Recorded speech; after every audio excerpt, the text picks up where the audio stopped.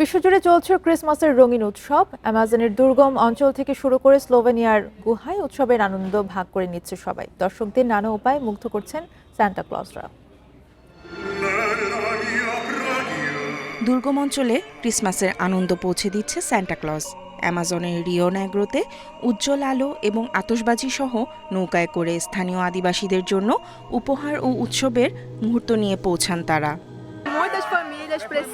এখানে কোনো রাস্তা নেই। সান্টা ক্লজরা এসেছে ফেরি বা নৌকা দিয়ে। শিশুরা খুব আনন্দিত, কারণ তারা শহরে খুব কম যায়।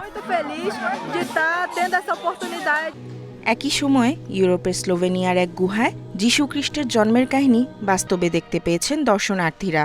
এখানে স্বর্গদূত, শিকারী, মারি ও জোসেফ সহ অন্যান্য বাইবেলের চরিত্ররা নাচ ও গান পরিবেশন করেছেন।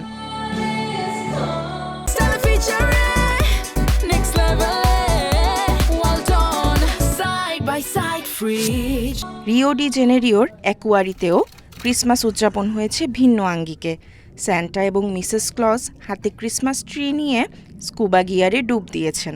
এখানে শার্ক, রে মাছ এবং ট্রপিক্যাল মাছের মাঝে স্যান্টার এই বিশেষ প্রদর্শনী দর্শকদের জন্য এক অনন্য অভিজ্ঞতা তৈরি করেছে। নিউ ইয়র্কে দর্শকদের জন্য খুলেছে জিঞ্জার ব্রেড লেন।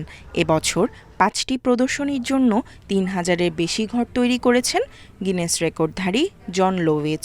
ঘরগুলো কুকি, ক্যান্ডি এবং ফ্রস্টিং দিয়ে তৈরি করা হয়েছে।